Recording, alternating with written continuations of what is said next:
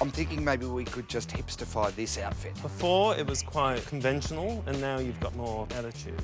Pizzazz and panache. Is this going to make me more of a hipster?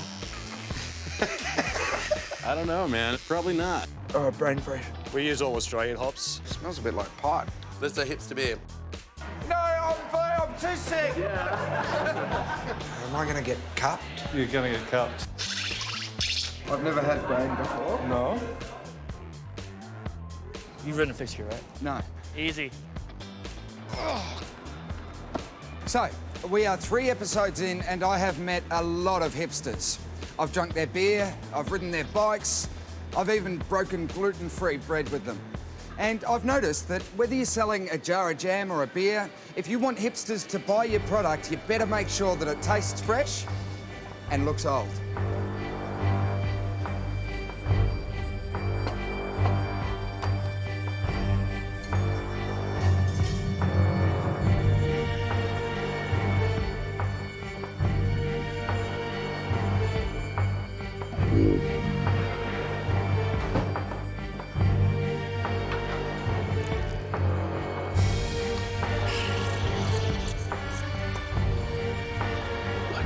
Single origin.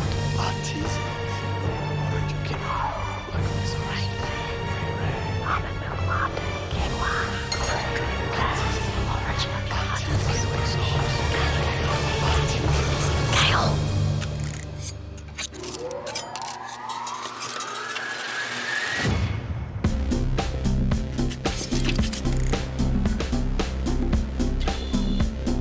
I've come to New York to meet someone who can explain the appeal of rustic branding. Can you tell me what kind of work Muka does? We are a branding design firm. We create a brand identity, website, and so on.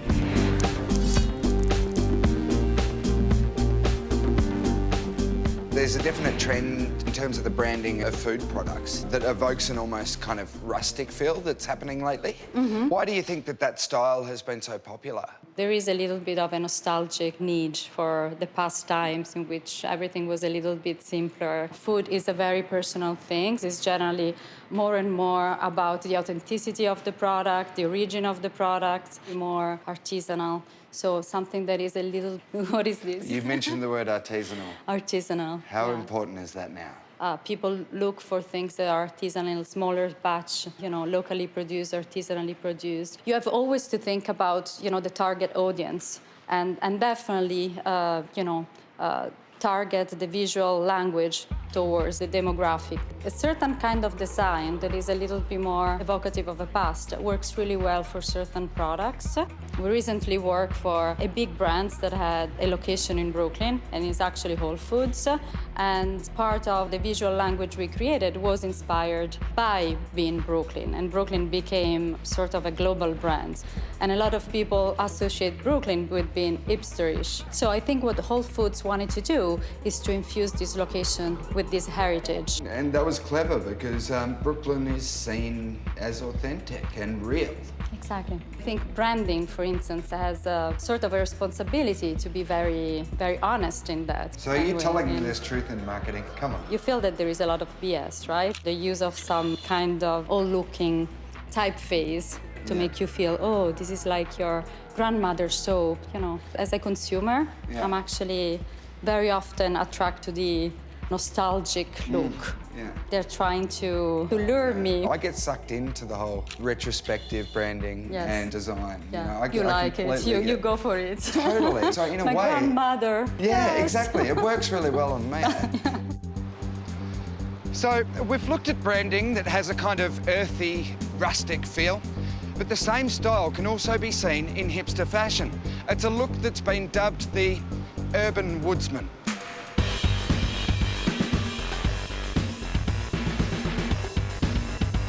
So why has fashion that evokes the past become so popular? Don't hipsters like the future?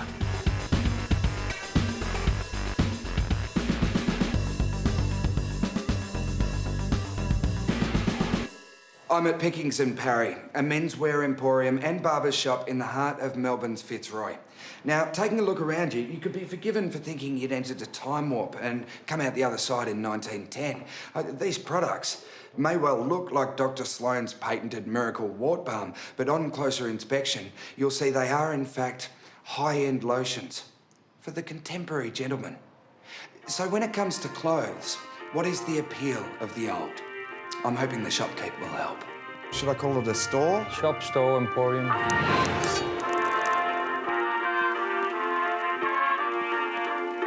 What inspired you to start Pickings and Parry?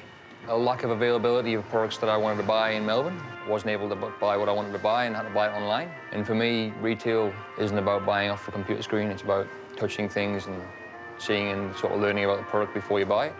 Authenticity, I suppose, is one word that we use a lot. It's about the connection to the thing, I suppose. The real thing's, in my opinion, always the best thing. Authenticity can come in many forms. It could be the pattern that's used, it could be the machinery that's used to make it, or the person that makes it, or the family, or the place. There's a company in Germany, Schwannen, that make in a factory that's 110 years old with machines that are from the 50s, and their authenticity is like paramount. If it's not exactly correct, then they don't make it at all. How is the way back the way forward? If you forget the past too much, then you move forward too quickly and everything falls apart. With modern consumerism, I think people tend to just sort of want the next thing, and it's so available that it means nothing anymore. For us, it's about sort of making things mean something, and if it's not going to be usable in 10 years or wearable, then why are you spending the money doing it in the first place? It all seems to encapsulate a lot of what the hipster movement stands for. What you buy reflects who you are, and if you just buy everything because it's cheap and it's affordable and it's everywhere, then what does it say about you? Well, according to that rationale, I'm a fairly cheap bastard.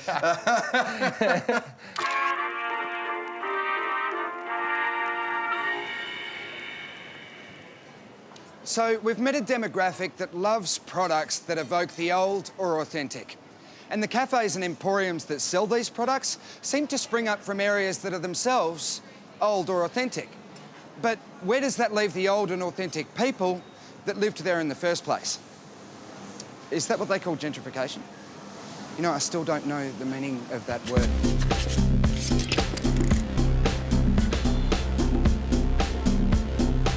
I've come to New York to meet someone who can fix that. Has the influx of hipsters into Brooklyn had any tangible benefits?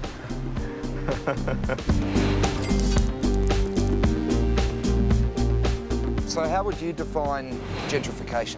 Gentrification is the purposeful efforts by people in the real estate community to identify property that was there and occupied by longtime residents and say, okay, now we're going to turn this into a profitable community.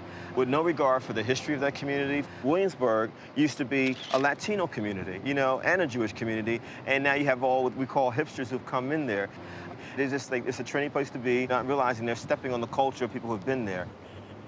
But it's also how the schools are taken over by new residents, and as if the old residents weren't there. It's how all of a sudden these new stores come into the community, these new restaurants that people can't even afford to go into, how people in the community who lived there for a long time are not even given jobs in the new businesses that come into the community.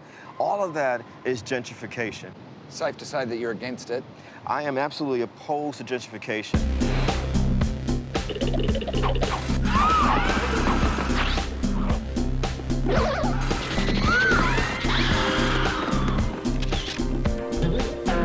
What's the most significant way that Brooklyn has changed over the last decade? There was a time when people did not want to come to Brooklyn. Folks who were not from New York City at all were told, don't go to Brooklyn, it's dangerous. Even cab drivers would refuse to go to Brooklyn.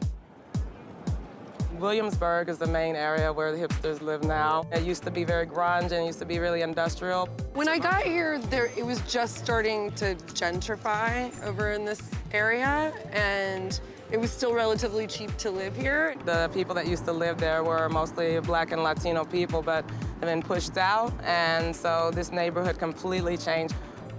There are artists and musicians, and I think that has a lot to do. I mean, I went to art school, so that's part of being a hipster. And that's actually the reason why people really don't like this idea of hipster, because hipster means gentrification. It's become commercialized. You have to be wealthy to live here. You know, I just lucked out and got an apartment that was cheap 15 years ago. The thing about Shoreditch, fucking 40 years ago, nobody wanted to come here, nobody wanted to live here.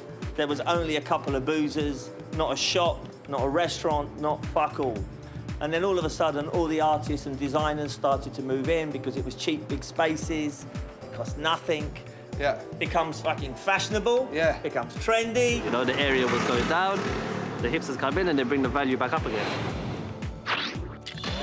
Look at this. I mean, this 50 years ago, this was like a Turkish village. All the Turkish people who lived here, they cannot pay the rent, and so they have to go away. I'm not a big fan of gentrification. I mean, it's a derogatory term, like it's getting a bad term, but it can be positive. You can move out bad influences of a neighborhood and bring in better ones. But that squeezes out the poorer kind of people that were in the area in the first place. I guess the poorer people just got to work a bit harder then. Remember, change is change. Yeah. If you don't fucking like it, fuck off, all right? Yeah. So one day, maybe we'll fuck off. One American city is actively encouraging gentrification, but its communities are at the heart of the process. Detroit, Michigan, former spiritual and material home of the USA's car industry, birthplace of Motown. For many years, Detroit was the engine room of the American dream. But the good times are sadly a long way behind today's Detroit. Detroit's population has declined steadily, resulting in millions of empty houses. Some parts of Detroit are so sparsely populated that it's not worth the price of the power to switch on the streetlights. On July 18, 2013, Detroit became the largest US city to file for bankruptcy, with $18.5 billion in debt. Detroit's cut-price real estate has attracted hipsters from all over America.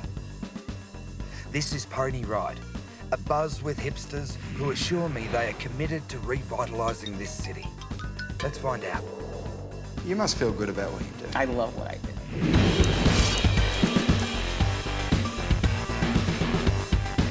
Ponyride was purchased about 3 years ago by Philip Cooley, who owns a very popular barbecue restaurant here. And his idea was, what if we took a building and showed what you can do during the foreclosure crisis and actually do something positive? So we have 30,000 square feet. He bought the building for $100,000, tore it out, thousands of volunteer hours to get the space to look like it currently does. And instead of offering space, right now, market rent is $1 a square foot, he's able to offer the space at 25 cents a square foot. And so what it does is it opens up the opportunity for people to come, open up a business, increase their business in a very low-risk atmosphere. It's definitely a privilege to be at Ponyride, for sure. Yeah.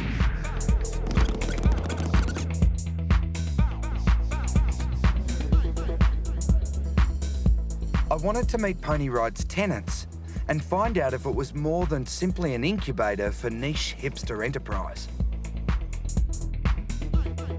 I've come here today to discuss with you beards, tattoos and coffee. What's your favourite? Yeah, well, I guess we could get started on coffee and go from there.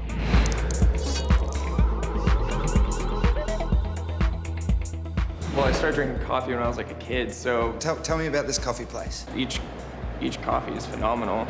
We do nothing but single origin coffees, the best of the best. The average person would look at you and say, look, he's sporting a nice beard, he's got a sleeve, and he's working coffee, and he's got his Instagram tag on his arm. I mean, in Australia, that is the definition of what a hipster looks like. Would you agree? I would agree, yeah. Come here, man. Come here, Callum.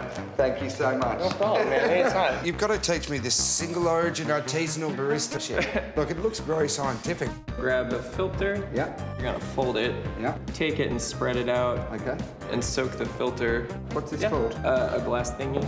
Wow. Weigh out 22 grams. It's very precise. Should be the proper amount. Dumping? Yeah. Do you end up with a stray bean? That's not super important. Just kind of pound it a little bit and smell it. There's no like rhyme or reason. Coat around the rim. Oh, clunky. Just keep it consistent. Ah. Yeah, it's really hot. Do you want me to pour for you? Seem like such a pussy. You did good, man. That was really good. I was very impressed. Yeah, that was a good first seat. Thanks, man. Hey. Hey. Is it safe for me to assume that you're the beard balm guy? It's good to meet you. I'm John. Hi, John. It's all natural. It's all good stuff. It's organic. We supply the entire world with beard balm. But like, there's a real lack of capacity to generate this product, which is like essential for men. This product didn't exist for 150 years for some unknown reason. For all the snake oils and everything else that got invented, no one thought that like, hey, maybe we should put together some beard balm for people. I'm pretty sure you could grow a nice beard. I tried before I came. Yeah. Because I actually wanted to be sporting one during this. Yeah. It was so pathetic. Oh, man. That the producers told me to shave it. They told you to cut it off. See, that's hard, man. But it was fucked. It was a terrible beard. So here's what I'll say to that, because I've seen some truly amazing beards that people are pushing out with like 4 hairs, literally 4 hairs. You gotta stop shaving. When the producer tells you to shave, tell them to go fuck themselves.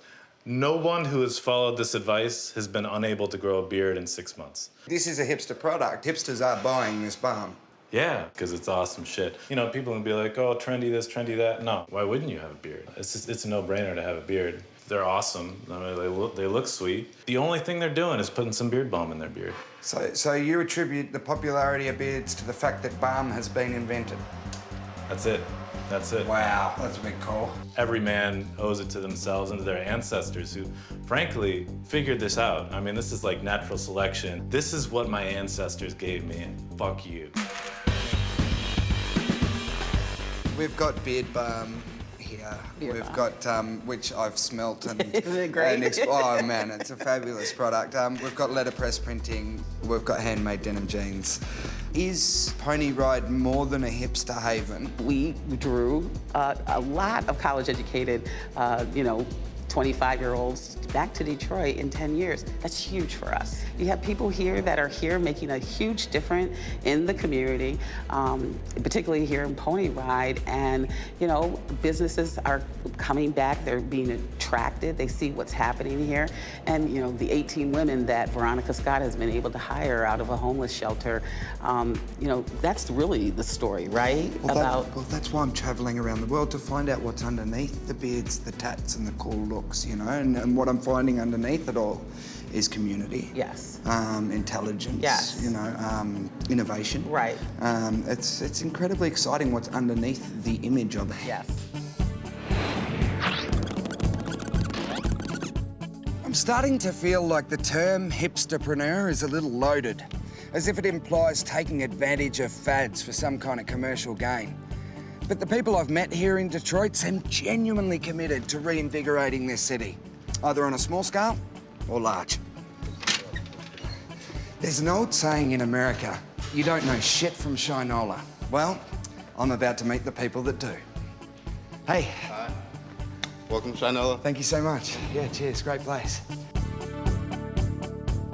Bikes, watches, hand-stitched footballs. I was keen to find out more about why a city that prospered making products for everyday Americans became so attractive to businesses crafting products targeted specifically at hipsters. Shinola. This is going well, isn't it?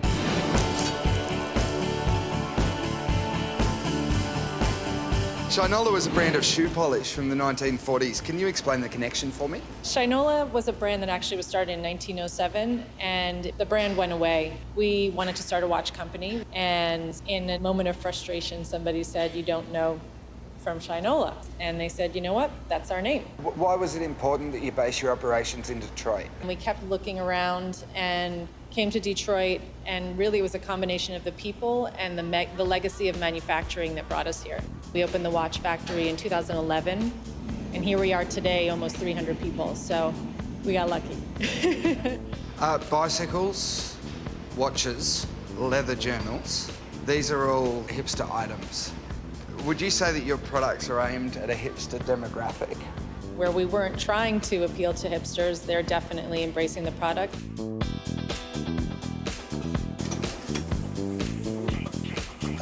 Shinola has a commitment to employing locals. Why is community important to you? The majority of people that we do employ are from Detroit, many of which have not worked on watches before or worked on leather goods. We are committed to contributing to the training or retraining. So you cut all the straps yourself? Yes, I do. We have a set goal of 425 watches a day. It's a complicated process. Yes, it is. It's not just a bit of leather, is it? No. This leather here is being rejected. Usually, when I say it's no good, it's no good. We pay a lot of money for this, so we have to be fussy. So you're Professor Fusspot? Yeah, exactly. I convinced Bridget to let me have a go at making watches on the Shinola factory floor. However, she insisted I use protection. You want to put the screws in. Get the tweezers to get the screw. It is so precise. Look, I'm shaking. I feel terrible at this. You're shaking me. I am. I'm terrible. Yeah, okay. Don't tell anyone. That's our secret. Just push it in. Now look and make sure it's sticking. And voila. Thank you so much. Do we have a special finger shake?